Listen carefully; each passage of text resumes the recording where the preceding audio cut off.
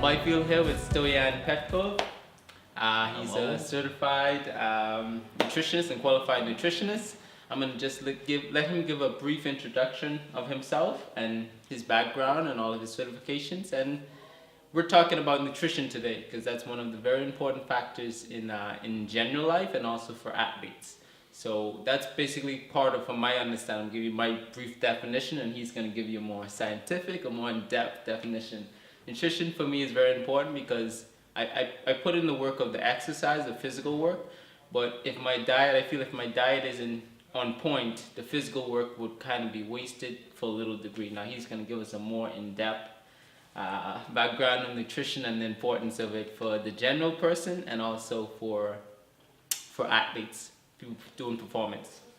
Okay, hi everybody. So, why nutrition? Basically, I think nutrition is a topic that is underlooked for some time now, but it's a huge but. It's very, very, very important. As an athlete myself, almost 25 years already. I've seen it. I've seen the peaks and the lows in the sport career, and basically the peaks are always connected with good nutrition. For a genuine public point of view, nutrition is important in a couple of aspects. First, your body, just to maintain your metabolism and all the aspects of a good life, you need quality calories. What means quality calories? It means maximum nutrition only in the calories you need. In description, this means you should get all the necessary vitamins, minerals, proteins in the form of amino acids, the quality fats, fiber, etc., in order for your body to maintain its status, to improve, to regenerate, rejuvenate your body, and just do the magic it does all the time. If you lack certain, for example, amino acids, or if you lack certain vitamins, your body it's not able to do it by itself, so it will respond in a negative way. In this negative way, some processes won't work on optimal level in terms of metabolism, energy production, secretion, hormonal secretion, etc. So nutrition for a basic person from a day-to-day basis is really important. On the athlete point of view, wow, that's even more important. Let's look at it in this way. If for a normal person nutrition is important to maintain your metabolism and everything that goes in between, for an athlete that spends hours in a very specific work, that's first, it's traumatic for your body, second, it costs a lot of energy, and third, it has to optimize energy, it has to optimize hormonal status, and has to optimize your capability to recapitulate, to rejuvenate your body. So then nutrition for a sportsman and sports girls, the highest priority, because if you have on one point that sports is traumatic and you don't have the nutrients to back it up, you are in a very, very bad position. Trauma will set in, exhaustion will set in. We don't even speak about records, about your body appearance, we don't even speak about power output, we don't speak about these things. The first thing that will come is energy droppage, your inability to rejuvenate, and of course some very, very bad injuries are to come. This is just the basic topic about nutrition, in my opinion. And, Cool. So that's a scientific, more professional point of view of nutrition. I think I'm gonna start a podcast also because I know it's a lot of information to digest. But that's basically a health perspective on nutrition. I'm gonna just ask you one question. There's a difference. Is there a difference between general nutrition and optimal nutrition? So, in terms of optimal, is how do you get the most out of your foods that you eat? So, just a brief synopsis of what's the difference between general nutrition and optimal nutrition. Okay, first point that has to be made is that general nutrition is for the general public. Individual nutrition is for a certain person, meaning everybody, each of us, it, our needs are different from person to person. So optimal nutrition would mean a specific nutrition for your body type, for your needs, for your everything, your personality, because the food affects personality as well. So the general public has to go around basic stuff in terms of I'm getting the right nutrients, I'm getting the calories I need. If I surpass the calories, I'll definitely gain weight. If I'm under the calorie intake, I will definitely lose weight. But in between, there are certain things like profile, nutrients profile. It's not just the calories, it's what these calories are made of. If you have a good blend of nutrients, you have a positive effect. If you have a bad blend, if you are very focused only on protein or just focused on micronutrients, you will miss the point. It's a really specific blend between 60 minerals, 12 amino acids, 16 vitamins, and 3 specific fats. Without these 93 nutrients, your body wouldn't survive. So, if you miss this point, if you don't mix up the sources of nutrients, if you just focus on, for example, protein, I've seen it many times, even elite athletes are focused more on protein where they need more carbs, for example, and their body suffers because of it. Bad information, not explained good enough, is the reason why. So this is the general point of view. I personally think that for the general public it has to go with seasons, very important. Season local food is the best. Then we go with the right blend of timing and nutrients. What does it mean? Means if I am more busy during the early hours of the day, I eat more calorie dense foods. If I'm busy more on the midday, I implement more calorie dense foods in the midday. That means also in the evening. Even though our metabolism drops significantly during the evening hours, if I'm very active at that point of the time, I train, I work, I do my things, I need to implement more calories, even though it's evening. I keep it light. If I'm on the desk, I work desk work, I'm just in the office typing something on the computer. Yes, the brain activity is important. Brain exhausts a lot of energy as well, so you have to be let's say fat good, but not as much if you are also physically active. If you're physically active and mentally active, you need to be very good nutritionally. If you are not and just sitting, sipping your coffee, you have to be more let's say not so calorie dense food on your table. For athletes, on the other hand, everything depends on the sports schedule. If they have one training a day, twice a day, 3 times a day, everything depends on how much work they are doing during the day. Then it depends on the specific sport. Is it a sprinting discipline or a very explosive discipline, or is it just a marathon type of disciplines where you need a lot of energy for a long time? It depends what kind of activity you are doing. For explosive sprinting and power disciplines, we're gonna focus more on carbs. On more prolonged type of conditioning and cardiovascular work, we're gonna focus on carbs, fats and protein at the same time. What is very important to be said is that no matter what type of sport you're doing, at all the time you're expanding protein or amino acids, carbs and fats at the same time. The proportion is this that varies, but all the time you are exhausting these three elements. It's not that, for example, if I'm just doing explosive work, I'm only carbs exhausting. No, you're exhausting all of the three. The proportion varies. That is why you eat for the specific type of sport you're doing. Cool.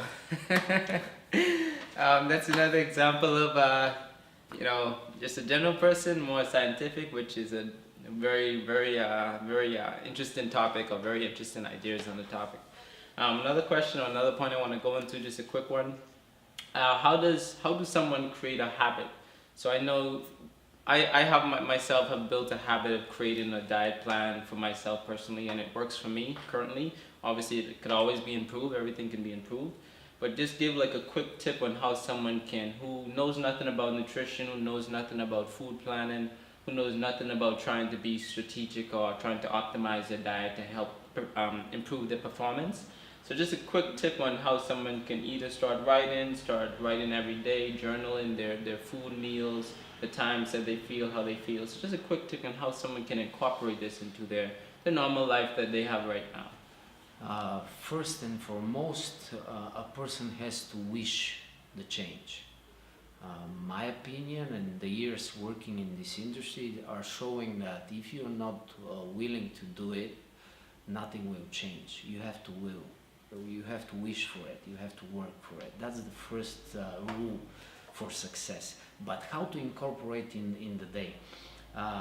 Let's say you have to work around your business and working schedule. So you don't have to cut your daily work. For example, if I'm in the office, then I have to get out and go home, eat, or I don't. You have to make a specific plan that works on your daily schedule. So you have to swipe your habits in a way that doesn't compromise your working schedule. Because if you compromise, you wouldn't survive. You wouldn't be able to hold on the idea for a long time. Then small steps. Always small steps. If you jump too fast from changing your habits, I've seen it many times. People cannot hold on the time that is needed for the big change. You have to go step by step. Change small things in your daily routine. For example, if you don't have a fixed regular breakfast, start with it. There are two meals that you can always incorporate in your daily schedule, and you can do them themselves: breakfast and lunch. So dinner. So in the morning or evening, you have to eat at home, and you can prepare them.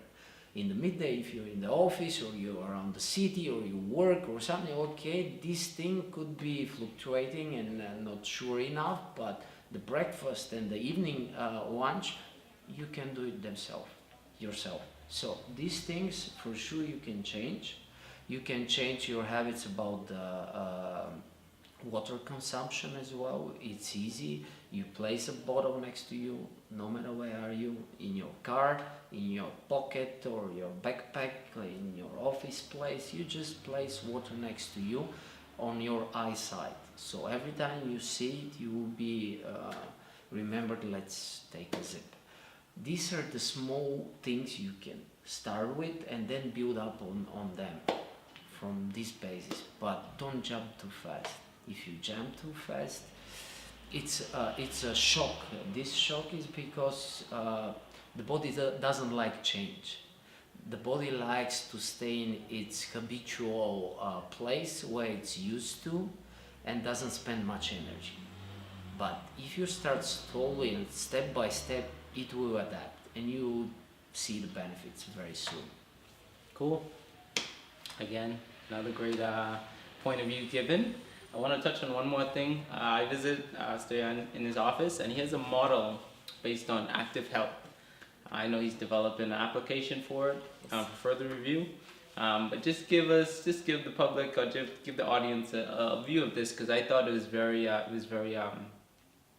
useful, and it's kind of like the same. That's where we connected on the same idea about being mindful of the entire process of our lives. So you can just share your model that you currently have in your workplace, and also how does this model relate to everyday life.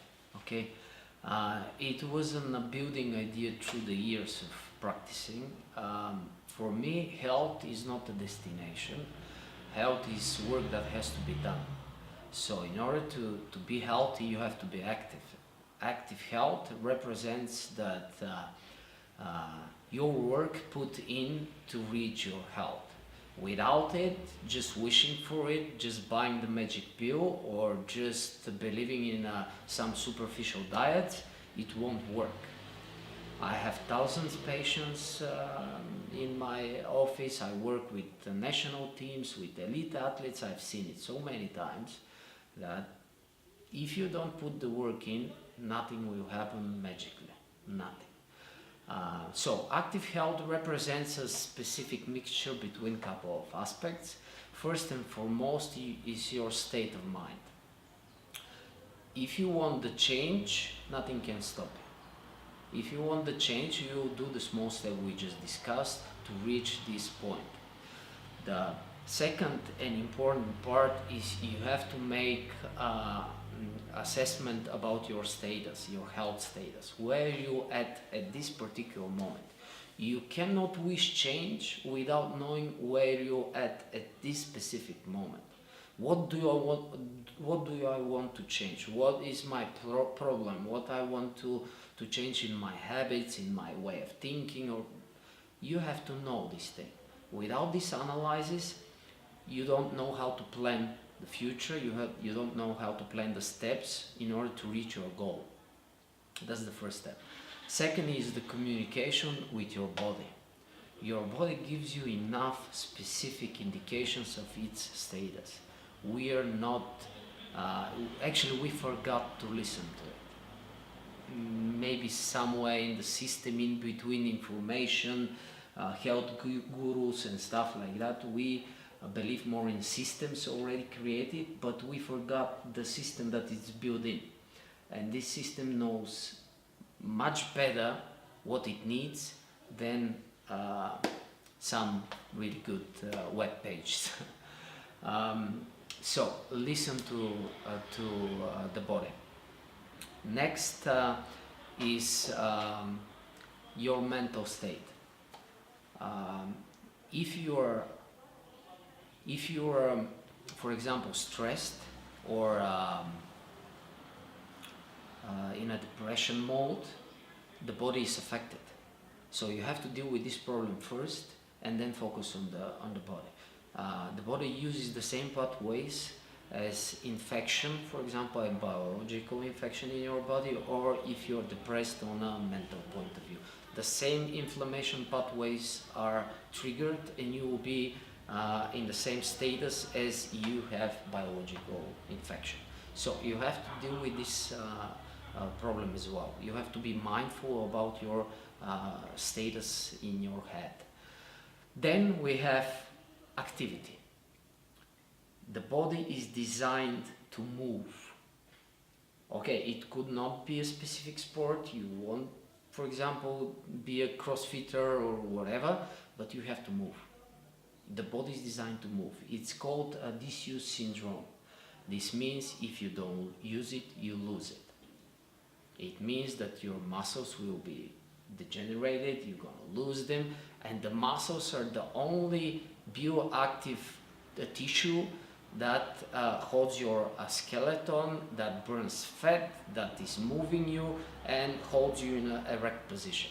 So some orthopedic problems will arise, some neurological problems will arise, some metabolic problems will arise, and much more. Last but very important, nutrition.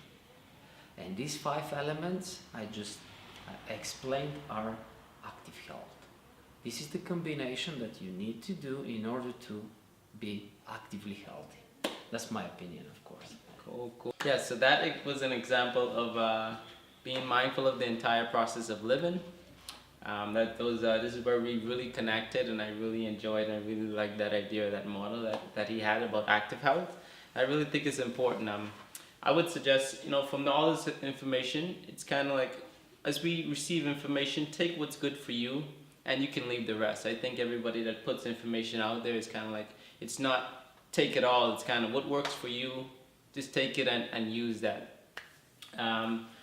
If I may, just for a second, take in the information and try it yourself, and use this body connection, body-mind connection. The body will tell you if it works for you, if you feel good, if you have more energy, if the goal is on your reach. Try it. That's the only way you're gonna see if the system works or it doesn't for you. Because there is an old saying, the poison for me could be the miracle for you. You never know. Try. Cool. So thank you, Stoyan, for sharing about nutrition and active health. I'm gonna put his links so you can get more information. Because again, for me, I get that information. From some of my audience, it might be too much for you. So if you also want to explore more, I'm gonna put his links to his website, and where you can find out more videos from him and more information. So that's our topic on nutrition today. Until next time, guys. See you.